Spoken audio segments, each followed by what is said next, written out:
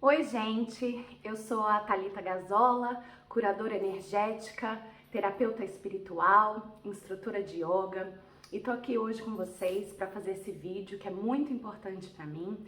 Se você é novo por aqui, siga o nosso perfil. Aqui você pode aprender um pouquinho sobre psicologia, espiritualidade e yoga. Então hoje eu vou falar com vocês sobre alguns assuntos que são muito importantes para mim. Esse assunto que eu vou falar hoje me ajudou muito a entender melhor como eu funciono, e a partir do momento que a gente toma essa consciência do porquê a gente sente certas coisas, então isso nos dá o poder de mudar as nossas reações e assim transformar o nosso comportamento e as nossas relações para que elas sejam mais saudáveis na vida. Então vamos lá. Eu sinto que eu preciso falar isso com vocês até para me curar, para ajudar a me curar e me curando outras pessoas também. Então hoje nós vamos falar com pessoas que podem ser conhecidas como sempre sendo demais alguma coisa, carinhosa demais, carente demais, sensível demais, ou sei lá. A gente vai falar com pessoas que sempre pensam que tudo que acontece é culpa delas. Será que você é assim? Conta pra mim aí no comentário. São pessoas que sentem uma profunda ferida na alma em seus corações. Elas sentem que algo tá faltando, né? Eles precisam preencher esse vazio e eles tentam com relacionamentos, empregos, abuso de substâncias, mas nunca conseguem preencher. E aí, você sente isso? Vocês que sentem isso estão aí? Então, se você consegue se relacionar com essas características, coloca aí nos comentários. Esses são todos os sintomas de pessoas que têm uma síndrome pós-traumática por se sentirem abandonadas quando criança. E o abandono, na verdade, ele não precisa nem necessariamente ser literal. Aos olhos daquela criança, o divórcio dos pais pode ser sentido como abandono, a morte de um dos pais ou de um dos avós, a negligência também pode levar a traumas de abandono, e até mesmo a família ou os cuidadores acharem as emoções daquela criança demais. Todas essas coisas nos dão uma experiência de solidão. A gente se acostuma a não ser notado, a ser demais e a não ter as nossas necessidades atendidas. Então, quando criança, é como se nós tivéssemos um pote aqui dentro, que vai se enchendo quando as nossas necessidades básicas de alimentação e sono são atendidas. Mas há também um carinho emocional e de uma atenção que a criança precisa, que às vezes não é fornecido. E se essas necessidades não forem atendidas, a criança interior daquela pessoa crescerá com um enorme vazio emocional. E é daí que vem essa sensação de vazio, né? Então, se nós experimentamos o abandono quando criança, nós nos sentimos indignos de conexão, de atenção e de amor que a gente naturalmente deseja e precisa. Ao contrário, como adultos, a gente passa a maior parte das nossas vidas procurando coisas ou pessoas para encher esse pote. Isso levará a gente a se apegar muito rapidamente a pessoas, situações de depreciação, em que a gente vai aceitando migalhas de atenção de pessoas que não valorizam realmente quem nós somos. Mas a verdade é que nós não valorizamos e apreciamos quem somos, porque nós nunca fomos tranquilizados quando criança, né? E de que nós somos especiais e únicos. Então, as pessoas que têm esse trauma de abandono também demonstram um grande medo, um terror de rejeição. Elas tendem a escolher parceiros que estão indisponíveis ou emocionalmente indisponíveis, porque isso é familiar. Ou seja, nós esperamos ser abandonados e mantemos os parceiros à distância, ou nós nos apegamos a ele para evitar o abandono. A gente também tem a tendência de sabotar os relacionamentos, afastando as pessoas para reafirmar a crença do abandono. O que acaba acontecendo é que a gente acaba sozinho e nos retraumatizando novamente. Outro sintoma que você pode ter é problemas para dizer não. porque você não quer decepcionar as pessoas e perdê-las, né? Mas nesse processo de agradar os outros, a gente acaba nos perdendo, perdendo a nós mesmos, perdendo a nossa personalidade e nos perdendo no universo de outras pessoas. Nos relacionamentos, a gente se sente inseguro e pode parecer carente, procurando sempre a confiança do parceiro o tempo todo, né? O que a gente não percebe é que, novamente, esse comportamento apenas afasta a outra pessoa.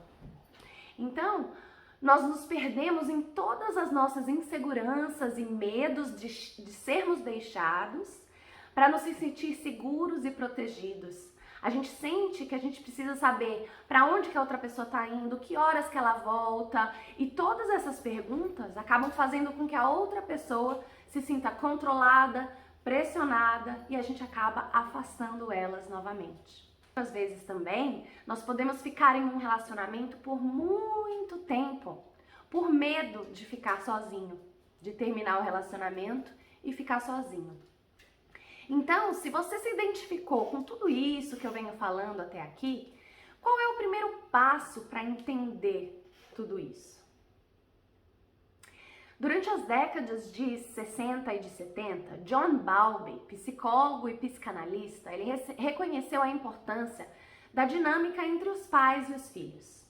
Ele descobriu que a separação precoce poderia levar a um desajuste, e foi assim que ele desenvolveu a teoria do apego. A pesquisa de Bowlby e do seu colega James Robson vai contra a teoria comportamental, que afirma que as crianças se apegam à mãe através da alimentação. Curiosamente, o apego, ele não precisa ser recíproco. É possível que uma só parte se apegue sem que a outra se apegue. E Bowlby diz que o apego é um vínculo emocional profundo e duradouro que conecta uma pessoa à outra através do tempo e do espaço.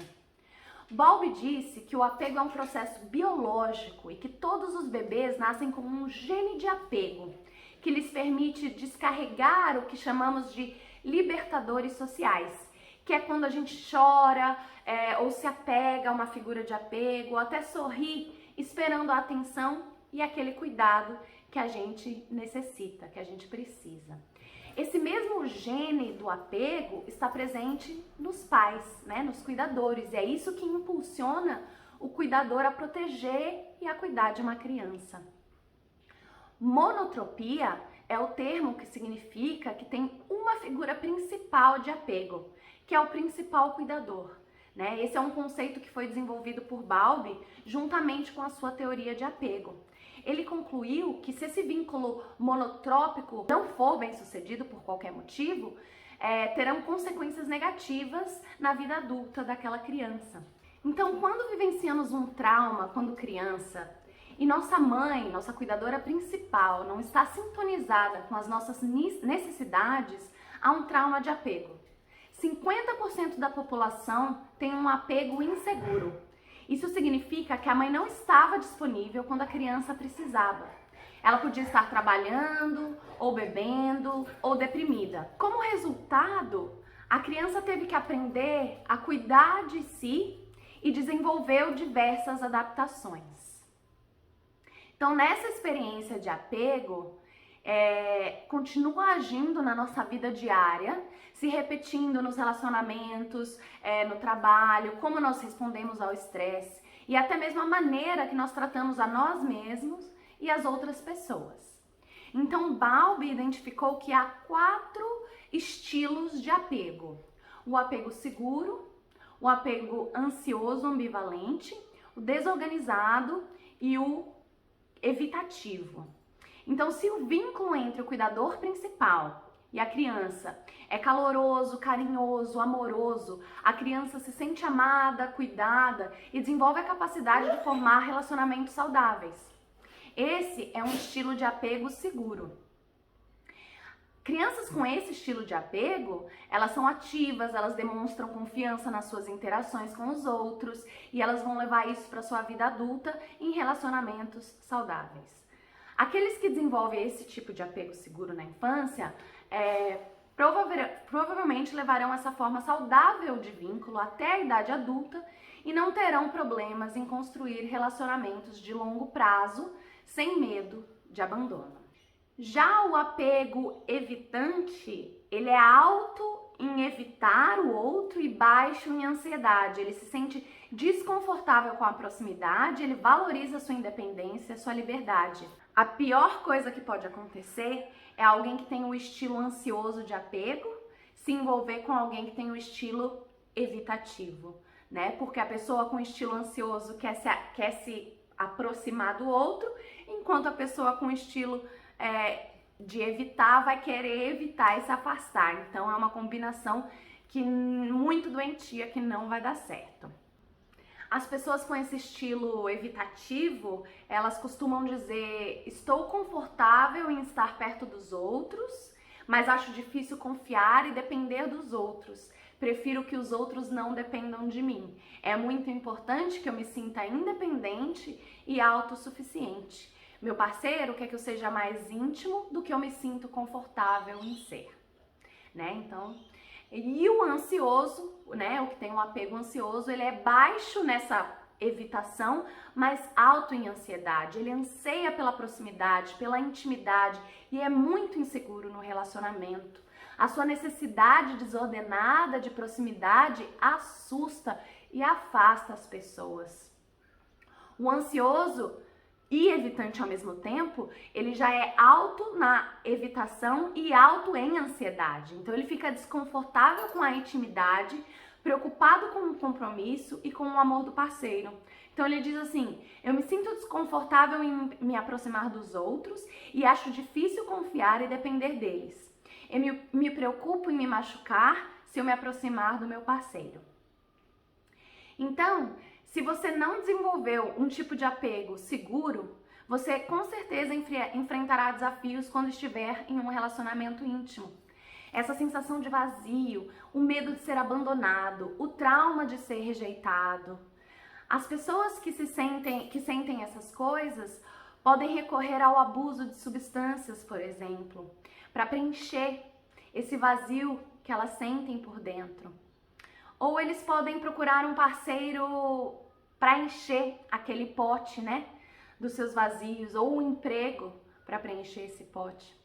Outra correlação que eu gostaria de fazer aqui é que as pessoas ansiosas são conhecidas por serem hipersensíveis, né? E pessoas com abuso de substância também são conhecidas por serem supersensíveis.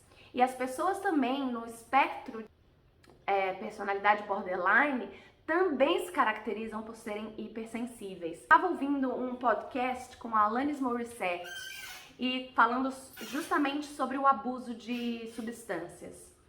E ela falou isso, que uma pessoa que não é hipersensível entra no ambiente e recebe 50 pedaços de informação. Uma pessoa que é hipersensível entra no ambiente e recebe 100 pedaços de informação. Então tudo fica muito para essa pessoa. Os hipersensíveis são hipersensíveis não somente no lado emocional, mas também na parte física, com relação a barulho, a luz, a cheiros. Elas se tornam sensíveis nesse sentido também. Voltando para a personalidade borderline, ele pode ficar deprimido em 1 segundo diante de uma frustração na vida.